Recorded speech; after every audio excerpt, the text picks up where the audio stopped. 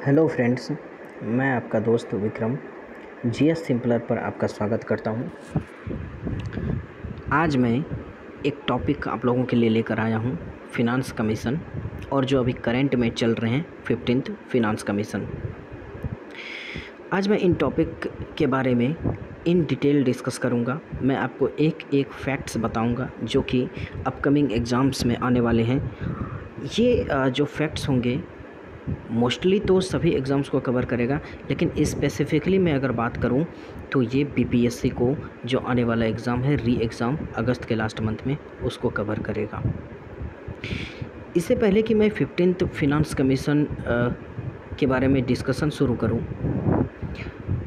मैं आपको इसके इम्पोर्टेंस को बता देता हूं कि क्यों ज़रूरी है 15th फिनांस कमीशन को कवर करना। हालांकि आप लोग जानते होंगे कि एग्ज़ाम में इससे फैक्ट्स आते हैं, इससे क्वेश्चंस आते हैं, फिर भी मैं आपको कुछ क्वेश्चंस दिखाता हूं। 3 क्वेश्चंस जो डायरेक्टली फिनांस कमीशन से ही आए हैं 8 मई के पेपर में। 8 मई को 67th बीपीएससी का पेपर हुआ था और उसमें प्रश्न आए थे, तो मैं उन प्रश्नों के पर चलता हूँ। उन प्रश्नों पर तो देखिए, पहला प्रश्न जो इसमें आया हुआ है बोल रहा है with reference to the finance commission of India consider the following statement. इसमें 4 स्टेटमेंट दिए हुए हैं। पहला बोल रहा है स्टेटमेंट कि फिनांस कमीशन एक स्टैट्यूटरी बॉडी है। दूसरा बोल रहा है ये आर्टिकल 280 के तहत आता है। तीसरा स्टेटमेंट कहता है कि ये एडवाइजरी इन नेचर होता है, मतलब इसकी जो प्रकृति होती है वो क्या होती है, एडवाइजरी होती है, मतलब सिर्फ ये एडवाइस दे सकता है। चौथा क्या बोलता है कि ये 1950 में गठित हुई थी। अगर आप यहाँ पर स्मार्ट वर्क करने का कोशिश करें, एलिमिनेट करने का कोशिश करें, तो ऑटोमेटिकली आपको आंसर्स मिल जाएंगे। कैसे? सभी जानते हैं कि फिनांस कमीशन का सेटअप 1950 में नहीं किया गया था, बल्कि 1951 में हुआ था। तो अगर ये 4 नंबर स्टेटमेंट को आप एलिमिनेट करें तो आपके options A, B and D ये ऑटोमेटिकली डिलीट हो जाएंगे, एलिमिनेट हो जाएंगे। बचेगा क्या? सी, यानी 2 और 3। यानी कि हाँ, ये आर्टिकल 280 के तहत दिया गया है, और दूसरा कि ये एडवाइजरी इन नेचर होता है। तो आप देख सकते हैं ये कोर पॉलिटी से क्वेश्चन है, ठीक है, फिनांस कमीशन से। यहाँ मैं बता देना चाहता हूँ आपको कि ये स्टैट्यूटरी बॉडी नहीं है, बल्कि ये क्या है, ये एक कॉन्स्टिट्यूशनल बॉडी है।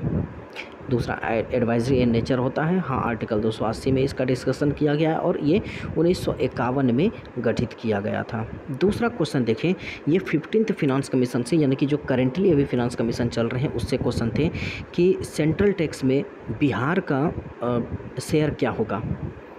तो हालांकि इसमें ई नंबर ऑप्शन होगा, यानी कि इसमें से कोई नहीं है, 10 पॉइंट समथिंग था, तो यहाँ पर options none of the above हो जाएगा, यानी ई नंबर। जो तीसरा क्वेश्चन है यहाँ पर, इसमें मेंबर्स को लेकर पूछा गया कि 15th फिनांस कमीशन के कौन कौन से मेंबर्स हैं। तो यहाँ पर अशोक कुमार लहरी, सुदीप्तो मंडल, रमेश चांद और अजय नारायण झा, ये 4 मेंबर दिए हुए हैं, और ये कह रहा है कि कौन सा मेंबर इसमें से नहीं है। तो यहाँ पर सुदीप्तो मंडल जो है ये नहीं है, बाकी अशोक कुमार लहरी, रमेश चांद और अजय नारायण झा ये मेंबर इसमें हैं। 3 मेंबर, 4 मेंबर होते हैं हालांकि, तो यहाँ पर 3 ऑप्शन में दिया हुआ है। तो हाँ, अशोक लहरी, रमेश चांद, अजय नारायण झा ये तीनों मेंबर हैं 15th फिनांस कमीशन के, और सुदीप्तो मंडल 15th फिनांस कमीशन के मेंबर नहीं है। आई होप आप लोगों को समझ में आया होगा अब कि 15th फिनांस कमीशन क्यों ज़रूरी टॉपिक है, क्यों इतना इम्पोर्टेंट है, क्यों इसका इतना इम्पोर्टेंस है हमारे अपकमिंग एग्ज़ाम्स के लिए। तो आज हम लोग बात करते हैं 15th फिनांस कमीशन के बारे में। हम उसके मेनली हम लोग फैक्ट्स के बारे में बात करेंगे, हालांकि कुछ सम कंसेप्ट्स भी समझेंगे, लेकिन इन डिटेल ज़्यादा कंसेप्ट्स नहीं समझेंगे, बस फैक्ट्स के बारे में बात करेंगे, जो कि हमारे एग्ज़ाम का बीपीएससी 67th हो या 68th हो, इन सभी एग्ज़ाम्स का नेचर है। ये बीपीएससी 67th, 68th, 69th के लिए भी ज़रूरी है, इस बात का ख्याल रखें। तो सबसे पहले मैं इसके बेसिक्स से चलता हूँ। आप लोग स्क्रीन पर देख पा रहे हैं, आप लोग थोड़ा कोऑपरेट करें। तो यहाँ पर आप देखें ध्यान से,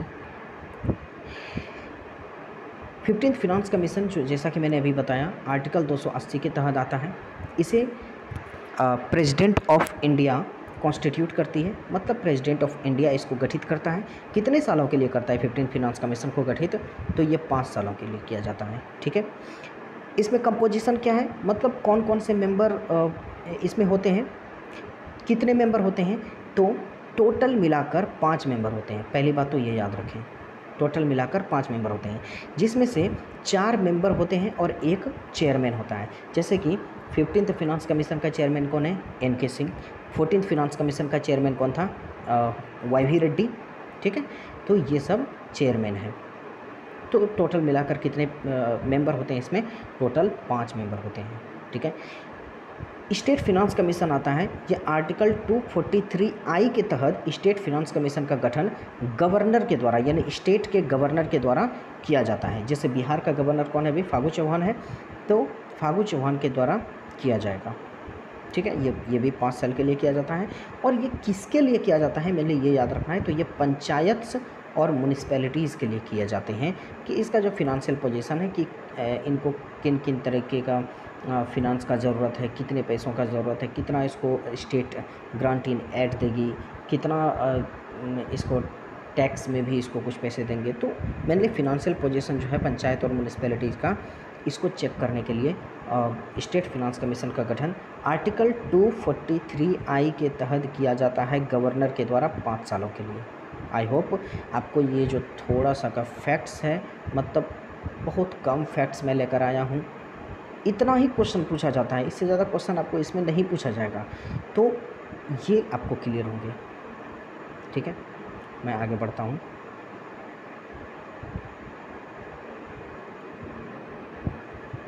तो हम आज बात करते हैं 15th फिनांस कमीशन को डिटेल में।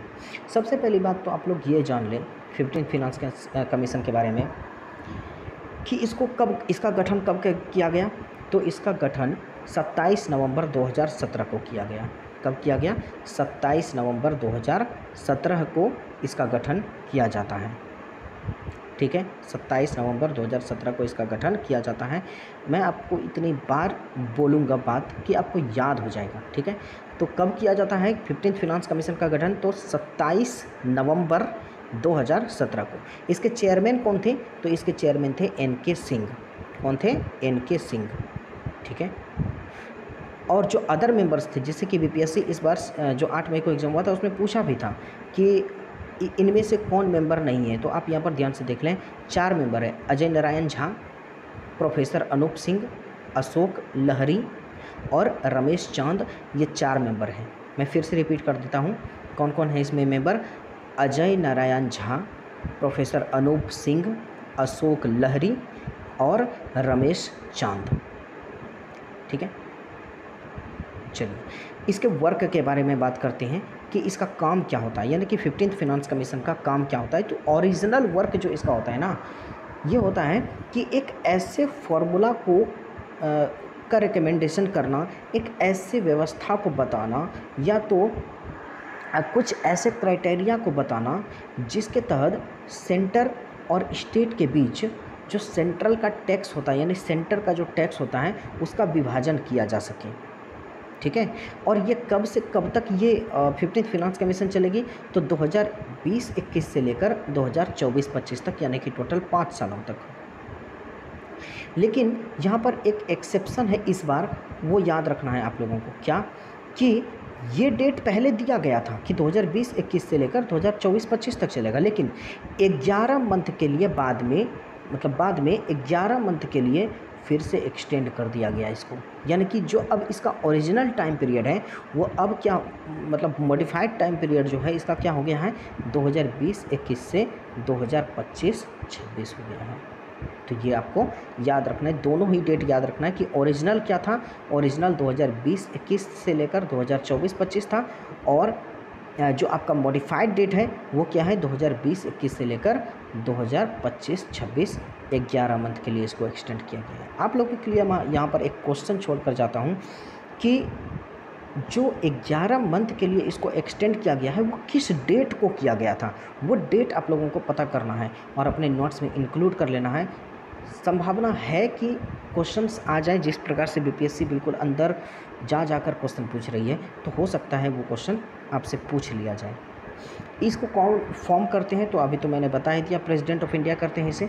15th फिनांस कमीशन का क्या काम था, 2 रिपोर्ट इसको पेश करना था पार्लियामेंट के पास, 2 रिपोर्ट इसको पेश करना था। ठीक है, पहला रिपोर्ट जो कि रिकमेंडेशन देती किस चीज़ के लिए, कि सेंट्रल टैक्स को किस प्रकार से विभाजित किया जाए 2020-21 के टाइम पीरियड के लिए, यानी 1 साल के लिए, 2020-21 के टाइम पीरियड के लिए जो रिकमेंडेशन है वो देना था पहला रिपोर्ट में। और दूसरा रिपोर्ट में 2021 से 26 के लिए रिकमेंडेशन देना है। किस चीज़ का रिकमेंडेशन, कि सेंट्रल टैक्स में स्टेट का शेयर क्या होगा, इस चीज़ का रिकमेंडेशन 2021 से 26 तक क्या होना चाहिए और 2020 से 21 तक क्या होना चाहिए। तो ये 2 रिपोर्ट पेश करना है, ये 2 रिपोर्ट 15th फिनांस कमीशन को इस बार देना है।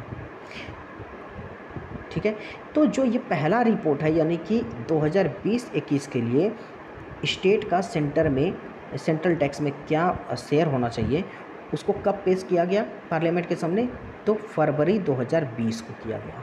कब किया गया, फरवरी 2020 को किया गया। और जो 2021-26 के लिए है, ये कब किया गया पेश, तो 1 फरवरी 2021 को, यानी जस्ट 1 साल के बाद इसको पेश किया गया। तो ये बातें आप ध्यान में रखें, काफ़ी इम्पॉर्टेंट फैक्ट्स हैं। मैं आपको एक बार और रिपीट कर देता हूँ। देखिए, जो 15th फिनांस कमीशन है, ठीक है, इसको 2 रिपोर्ट इस बार पेश करने थे, 2 रिपोर्ट इस बार जारी करना था इसको। जो पहला रिपोर्ट था उसमें क्या था, उसमें इन्होंने बताया था कि 2020 से 21 के लिए स्टेट का सेंटर के टैक्स में क्या हिस्सेदारी होना चाहिए, ये था पहला वाला रिपोर्ट में। ठीक है, जो 2020-21 के लिए था। दूसरा वाला रिपोर्ट में जो कि 2021 से 26 टाइम पीरियड के लिए था, इसमें रिकमेंडेशन देना था कि स्टेट का शेयर क्या होना चाहिए सेंट्रल टैक्स में। तो जो पहला रिपोर्ट है, यानी कि 2020-21 वाला, वो फरवरी 2020 को इशू किया गया। और जो दूसरा रिपोर्ट है, यानी फाइनल रिपोर्ट, वो 1 फरवरी 2021 को पार्लियामेंट के सामने पेश किया गया, जारी किया गया। आई होप कि यहाँ तक आप लोगों को क्लियर होगा। चलिए हम आगे बढ़ते हैं।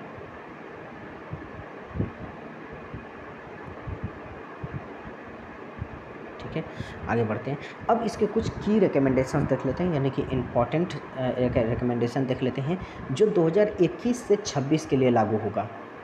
ठीक है, 2021 से 26 के लिए होगा। तो सबसे पहला देखिए, share of the states in the central taxes, मतलब स्टेट्स का शेयर जो है सेंट्रल टैक्स में क्या होगा। तो जो 2021 से 26 के लिए है, वो शेयर कितना है, 41% है। कितना है वो शेयर, 41% है। 2020-21 में भी यही रखा गया था, 41%। 41% करने का क्या मतलब हो गया, जितना स्टेट है वो उन सभी को मिलाकर टोटल 100% में 41% इन सभी स्टेट को दिया जाएगा, और जो उधर 59% बचता है वो सेंटर रखेगी, यानी कि 59 और 41 का रेशियो बनता है। ठीक है, जो 14th फिनांस कमीशन थे, हो सकता है कि इस पर भी क्वेश्चन पूछ ले, 2015 से 2020 तक चला था 14th फिनांस कमीशन। इसमें जो स्टेट का शेयर था सेंट्रल टैक्स में, वो कितना था, 42% था। आप यहाँ पर स्पष्ट गैप देख पा रहे होंगे, कितने का, 1% का गैप देख पा रहे होंगे। जो ये 1% का गैप है ना, तो ये 15th फिनांस कमीशन ने क्या कहा है कि जो 1% का मैंने गैप रखा है, ये जो नया यूटी बना है, यानी कि यूनियन टेरिटरी, जैसे जम्मू एंड कश्मीर, लद्दाख, इनके लिए मैंने ये 1% बचा कर रखा है, इसीलिए 1% कम किया है। यानी कि 15th फिनांस कमीशन में 41% था, मतलब है, और 14th फिनांस कमीशन में 42% है। यहाँ तक क्लियर होगा आप लोगों को। अब बिहार का शेयर जो है वो सेंटर के टैक्सेस में क्या है।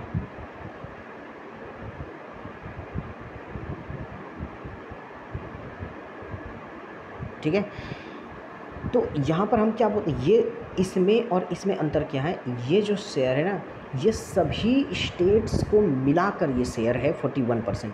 सभी स्टेट के लिए टोटल जो शेयर होगा कितना होगा, 41% होगा। लेकिन बिहार के लिए स्पेसिफिकली बिहार का शेयर क्या है सेंटर के टैक्स में, तो ये जो शेयर है ये कितना है 2021-26 के लिए 10.058% है। और इस बार का ऑप्शन क्या था, 4.23, 4 पॉइंट समथिंग, तो इसीलिए सभी ऑप्शन गलत थे, डी नंबर आंसर सही था जो मैंने आपको क्वेश्चन दिखाया, तीसरा नंबर क्वेश्चन। ठीक है, तो 2021 से 26 के लिए जो बिहार का शेयर होगा सेंटर के टैक्स में, सेंट्रल टैक्स में, वो कितना होगा 10.058%। तो आप लोग मेनली याद रखें 10.05%, या तो 10% के लमसम आप याद रख सकते हैं। हो सकता है कि 2020-21 का भी पूछ ले, तो यहाँ पर क्या था 10.06%। 2021 से 26 में क्या है 10.05%, और 2020 से 21 में क्या है 10.06%। 2015 से 20 पूछने की संभावना तो कम है, लेकिन फिर भी एक बार देख लीजिए, ये 9.665% है। कितना है 9.665% है ये। ठीक है, ये किसके शेयर में है, ये बिहार का शेयर है, किस में है, सेंटर के टैक्स में। ठीक है, जो ग्रांट इन एड है, ठीक है, ग्रांट इन एड जो है वो जो बिहार को दिया जाएगा वो कितना है, वो है 2267 करोड़ रुपया। कितना है 2267 करोड़ रुपया। इतना ग्रांट इन एड दिया जाएगा बिहार को, टोटल 2267 करोड़ रुपया दिया जाएगा। ठीक है, बिहार को इन टोटल। ठीक है, आई होप यहाँ तक आपको बिल्कुल क्लियर होगा बिना किसी कन्फ्यूज़न के। आगे बढ़ते हैं हम लोग, तो आगे देखें तो क्या बताया मैंने कि ग्रांट इन एड जो है बिहार के लिए कितना है 2267 करोड़ रुपया है। ठीक है, इसमें से जो रेवेन्यू डेफिसिट ग्रांट्स हैं बिहार के लिए, मतलब रेवेन्यू डेफिसिट के लिए जो पैसे दिए गए हैं वो मतलब दिए ही नहीं गए हैं, 0 करोड़ दिया गया है, उसके लिए पैसा नहीं दिया गया है। ठीक है, उसके बाद grants to the local bodies, मतलब कि बिहार के लोकल बॉडीज़ के लिए, बिहार में लोकल बॉडीज़ में क्या क्या आ जाता है, लोकल बॉडीज़ में आ जाता है रूरल लोकल बॉडीज़ यानी कि पंचायती राज, और म्यूनिसिपैलिटी आ जाता है। तो मैंने यह म्यूनिसिपैलिटी का जिक्र नहीं किया क्योंकि म्यूनिसिपैलिटी से लेकर क्वेश्चन नहीं पूछते हैं, ज़्यादा रूरल लोकल बॉडीज़ को लेकर यानी पंचायती राज को लेकर पूछते हैं। तो ग्रांट्स इन एड जो है, ठीक है, ग्रांट्स इन एड जो है, ग्रांट्स इन एड जो पंचायती राज सिस्टम के लिए है वो कितना दिया गया है, बिहार के पंचायती राज सिस्टम के लिए कितना दिया गया है 19,561 करोड़ का रिकमेंडेशन दिया गया है कि 19,561 करोड़ रुपया बिहार के पंचायती राज व्यवस्था को दिया जाए। ठीक है, और इसी में बिहार का जो म्यूनिसिपैलिटीज़ है और रूरल लोकल बॉडीज़ है, इसमें जितने भी हेल्थ डिपार्टमेंट हैं उन हेल्थ डिपार्टमेंट्स के लिए कितना ग्रांट दिया गया है 6,017 करोड़ रुपया दिया गया है। जैसे कि आपका गांव होगा, आप किसी न किसी पंचायत में आते होंगे, या आपका म्यूनिसिपैलिटी होगा, आप किसी न किसी म्यूनिसिपैलिटी में आते होंगे, तो वो म्यूनिसिपैलिटी और वो गांव यानी पंचायत में जितने भी हॉस्पिटल्स वगैरह हैं यानी हेल्थ सेक्टर जो है, उस हेल्थ सेक्टर को इम्प्रूव करने के लिए कितना पैसा दिया गया है, कितने पैसे देने का रिकमेंडेशन दिया गया है, वो है 6,017 करोड़ रुपया देने का रिकमेंडेशन दिया गया है। बिहार में सिर्फ मैं बात कर रहा हूँ। तो ये हो गया आपका लोकल बॉडीज़ के लिए। अब हम देखते हैं कुछ सेक्टर जो कि स्पेसिफिक सेक्टर हैं उसके लिए क्या ग्रांट्स दिया गया है। तो बिहार में ऑल ओवर जो हेल्थ है उसके लिए कितना दिया गया है 3223 करोड़ रुपया दिया गया है। कितना दिया गया है 3223 करोड़ रुपया दिया गया है। ठीक है, हेल्थ के लिए। जो प्रधानमंत्री ग्राम सड़क योजना है, ये स्कीम में बहुत इंपॉर्टेंट है, ई नंबर वेरी वेरी इंपॉर्टेंट है, इसमें याद रखिएगा कि प्रधानमंत्री ग्राम सड़क योजना, इसके लिए 1694 करोड़ रुपया का रिकमेंडेशन दिया गया है 15th फिनांस कमीशन के द्वारा कि 1694 करोड़ रुपया बिहार को देना चाहिए। किस चीज़ के लिए? प्रधानमंत्री ग्राम सड़क योजना के लिए। ठीक है, लास्ट में agriculture, very very important sector है ये बिहार के लिए। तो एग्रीकल्चर के लिए टोटल कितना रुपया देने का रिकमेंडेशन दिया गया है 15th फिनांस कमीशन के द्वारा? तो बोला गया है कि 1720 करोड़ रुपया बिहार को देना चाहिए एग्रीकल्चर डिपार्टमेंट को इम्प्रूव करने के लिए। क्लियर है यहाँ तक? आई होप यहाँ तक आपको बिल्कुल क्लियर होगा, किसी भी तरीके का कोई भी परेशानी यहाँ तक नहीं होगी।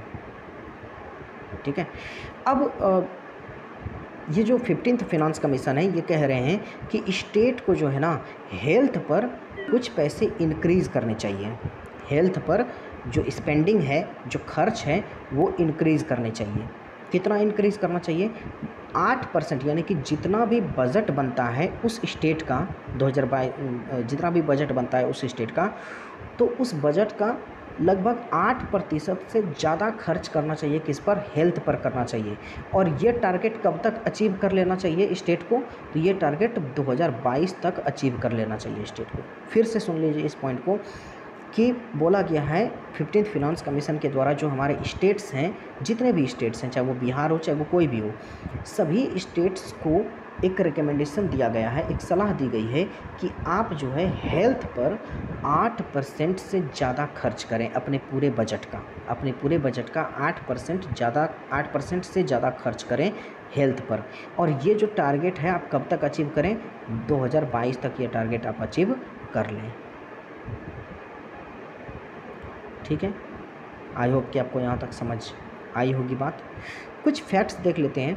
जो फर्स्ट फिनांस कमीशन था वो कब बना था? ये 22 नवंबर 1951 ईस्वी को बना था। कब बना था? 22 नवंबर 1951 को। जो फर्स्ट फिनांस कमीशन थे उसके चेयरमैन कौन थे? यानी कि फर्स्ट चेयरमैन कौन थे? तो वो केसी नेगी थे। कौन थे? केसी नेगी। फिनांस कमीशन का हेडक्वार्टर कहाँ पर है? तो न्यू दिल्ली में है। जो 14th नंबर का फिनांस कमीशन था उसका चेयरमैन कौन था? तो वाई भी रेड्डी थे। कौन थे? वाई भी रेड्डी। से अभी कौन है? एनकेसी, उसी तरह वाई भी रेड्डी थे। Secretary of 15th finance commission, जो 15th फिनांस कमीशन है उसके सेक्रेटरी कौन है? ये कौन है? अरविंद मेहता। कौन है इसके सेक्रेटरी? अरविंद मेहता। तो यहाँ तक ये सारे फैक्ट्स जो एग्ज़ाम के दृष्टिकोण से बहुत ही ज़्यादा महत्वपूर्ण है, मैं उन सभी फैक्ट्स को यहाँ पर डिस्कस किया हूँ इन डिटेल। बहुत अच्छे तरीके से मैंने यहाँ पर इसको डिस्कस किया है, इसके बेसिक्स को भी डिस्कस किया है। और जो करंट में 15th फिनांस कमीशन चल रहा है इसके बारे में भी मैंने डिस्कशन किया है। मैंने आपको क्वेश्चन भी दिखाया। सुनने के लिए बहुत बहुत आप लोगों का धन्यवाद। यदि आपको पसंद आए वीडियोस तो इस पर लाइक करें, कमेंट करें, शेयर करें और कमेंट करके कुछ लिखें। आपको अच्छा लगा, आपको ख़राब लगा, या हमें क्या इम्प्रूवमेंट करना चाहिए, इनके बारे में आप ज़रूर लिखें। धन्यवाद।